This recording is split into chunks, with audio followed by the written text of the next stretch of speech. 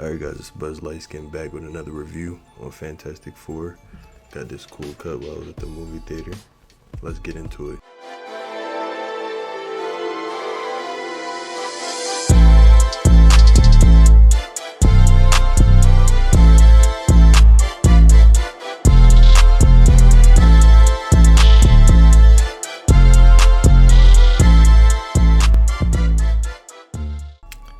Alright, so the initial thing that I noticed about the movie is the Marvel introduction scene was completely different than they've done previously.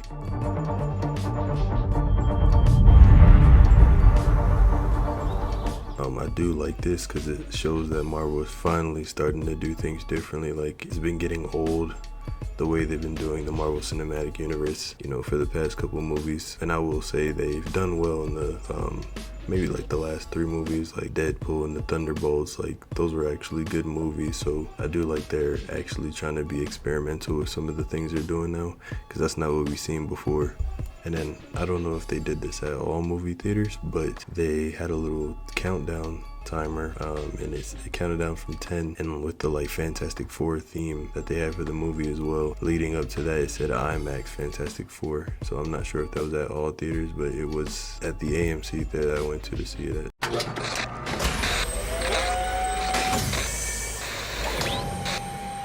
T-10. Enjoyed about the movie was the introduction of the Future Foundation, and that was already created within their universe. This actually makes me think about Spider-Man a lot, because in the comics Spider-Man joined the Fantastic Four when they were the Future Foundation and they had the white costumes, and I love Spider-Man, so the fact that that remains a possibility within the MCU now with them introducing that is really great for me. Future Foundation isn't just a way for Spider-Man to be introduced and tag along with the Fantastic Four. There have been many crossovers when the Fantastic Four became Future Foundation, and I love that Easter egg actually being placed within the movie, because the Future Foundation has a lot of cool and interesting storylines within the comics.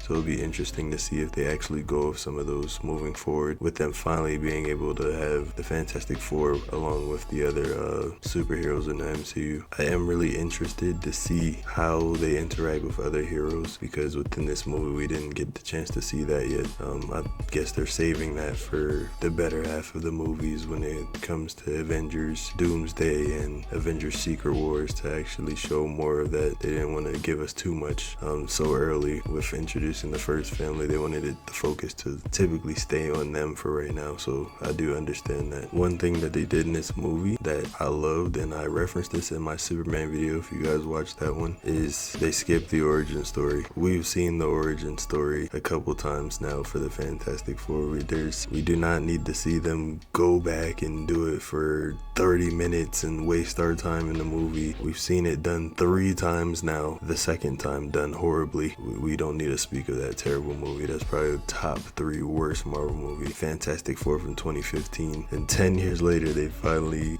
got back on track. It was necessary, but not going through the origin story was it saved a lot of time, and it gave us a good movie, because we don't need to see that backstory for the 3rd time, which we did see the backstory, but it took probably less than 5 minutes for them to show us what happened, and they explained it extremely fast, because at this point everybody already knows. The early 2000s Fantastic Four movies, and even the bad iteration of it, did the origin stories already. One thing I was kind of surprised about is during the movie, when they had their little montage scene of like all the villains that they faced. We saw Mole Man, we saw Giganto, but we didn't get any references to Doctor Doom throughout throughout that little montage of the villains that they faced throughout the 4 years of them actually being the Fantastic Four, because they said they've been the Fantastic Four for 4 years, and that's when their incident happened 4 years ago. And they love to use that 4 in this movie, and I'll probably discuss that again at the end of this video too. But it was just weird to me there was no reference to him, so I'm thinking Doom was already established within this universe, and I don't know, maybe he is,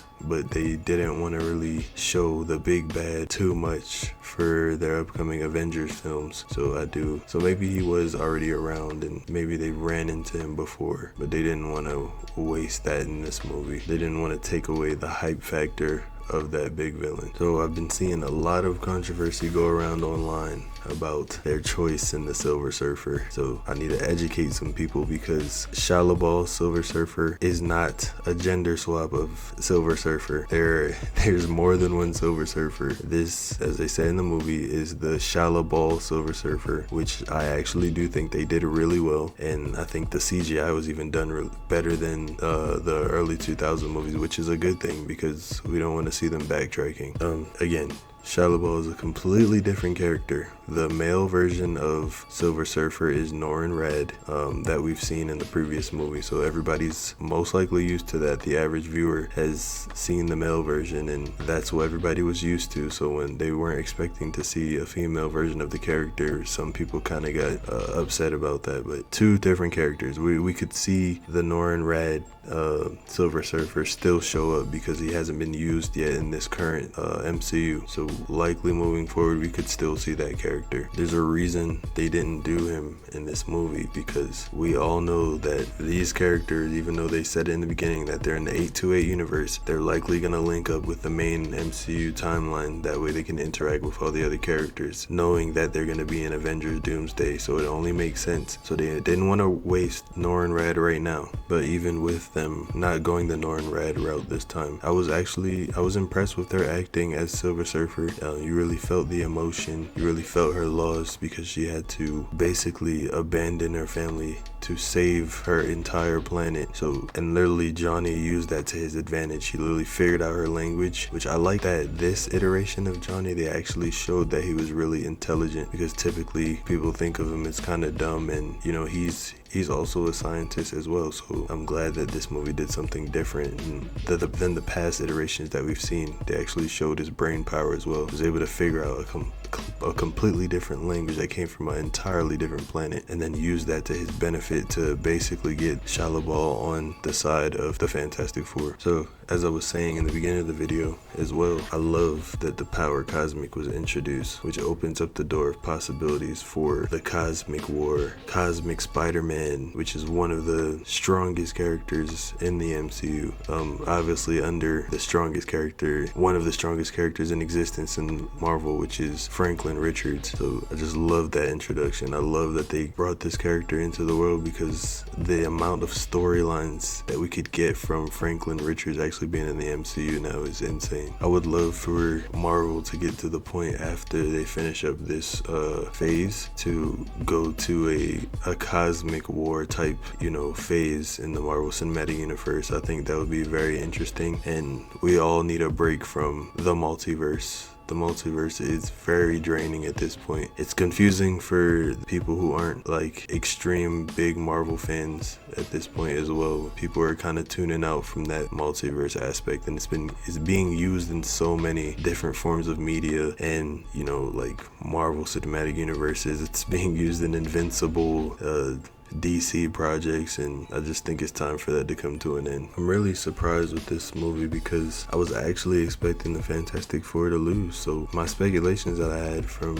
seeing some of the trailers, they were wrong. I was expecting them to lose, and someone I know basically made the theory that the end credit scene of the Thunderbolts was not the Fantastic Four leaving their universe because the planet got destroyed. And I was literally thinking like their planet was going to get destroyed in this movie, and that was them escaping at the end of Thunderbolts. So that theory that someone I know made is that was a Doom from a separate universe, and there's going to be two Dooms, and Robert Downey Jr.'s Doom is actually a diversion, so he won't actually end up being the main Doom, it's an insane theory. But with the way this movie ended, it's probably not far off at this point. And with having multiple Dooms, that'll create like a war between the two Dooms, which I think could possibly lead to us getting God Emperor Doom.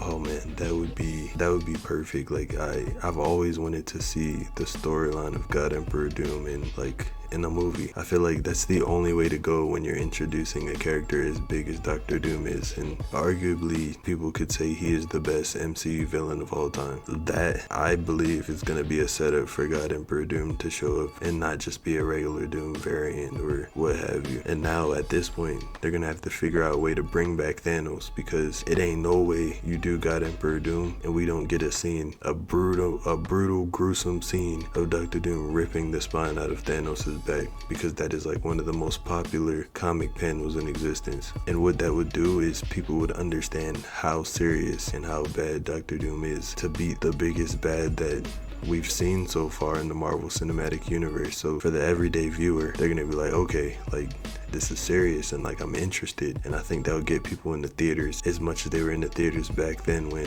Avengers Infinity War and Endgame were coming out. That was, to me, that was peak Marvel. Like the storyline was set up perfectly. They had a perfect 10-year plan and it was executed greatly. Like I saw both of those movies in the theaters 3 times, which is insane. And I don't see a lot of movies more than once in the theaters unless it's that good. So we need that fan service. We need that spine rip from Doctor Doom. The excitement in me for the first post-credit scene is really high. Like showing Doctor Doom like randomly show up at the end next to Franklin Richards as Sue is going to get him a children's book, because apparently this man reading books on Einstein because he's smart as hell at 4 years old, because at the end of the movie they did another time skip, and let's guess 4 years is the time skip time at the end of the movie. So they love that number 4. They gotta throw that in there. My verdict for this movie was, I give it a solid 8.5 out of 10. I think it was a solid Marvel movie. I feel like they heard my cries of actually making a difference and making me more excited for the MCU again. Because I was saying that DC really was setting the standard with that Superman movie, and I think this was a great follow-up to that. I feel like they're kind of on even ground nowadays, and it's nice to see both universes doing well. So that's my verdict. And then you guys can like and subscribe. Please put your comments down about what you thought about the movie, what you think they should have changed if you didn't like something, whatever. Just throw that comment in there.